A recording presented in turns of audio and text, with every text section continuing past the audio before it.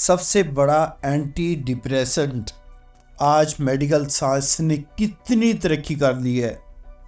Psychiatrist के पास एक पूरी लंबी चौड़ी लिस्ट है दवाइयों की। मैं इस बात से एग्री करता हूँ कि कोई बंदा अगर किसी माहिर नफ्सियात के पास बैठकर अपने दिमाग का इलाज करवाए तो वो ठीक हो जाता है। लेकिन इस टाइम दवाइयों के अलावा सबसे बेहतरीन एंटी डिप्रेसेंट वॉक है।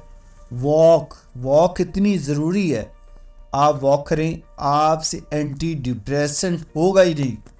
वॉक करना एक जोन है एक्सरसाइज का। लेकिन आम लोगों का कॉन्सेप्ट ये है कि अगर आपने खाना ज़्यादा खा लिया है तो उसके लिए एक्सरसाइज ज़रूरी है। खाना गलाने के लिए मैं एक्सरसाइज कर रहा हूँ। एक बर्गर होता है ना, वो 250 कैलोरी का होता है।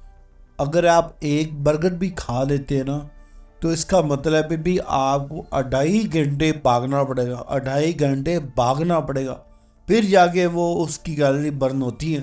आप 2.5 घंटे भागते हैं। जब भी आप वॉक करने जाते हैं या एक्सरसाइज करते हैं तो आप तो स्लो वॉक करते हैं मिसाल के तौर पे, और वो भी चक्कर 4 5 10 15 मिनट 20 मिनट आधा घंटा बस।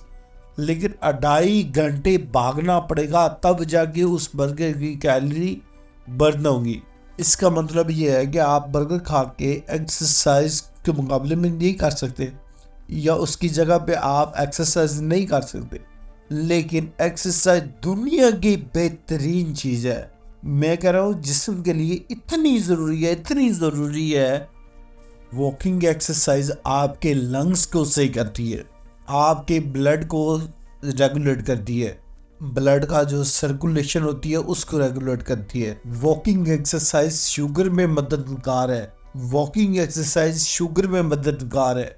दिमागी बीमारियां ठीक करती है। एक्सरसाइज के बड़े फायदे हैं, लेकिन ये खाने का मुतबादल नहीं है। पिज़्ज़े, बर्गर, शवारमे जो कुछ मर्जी खाए और उसके बाद आप कहेंगे मैं वॉक कर लूँगा। ये खाने का मुतबादल किसी सूरत हो ही नहीं सकता।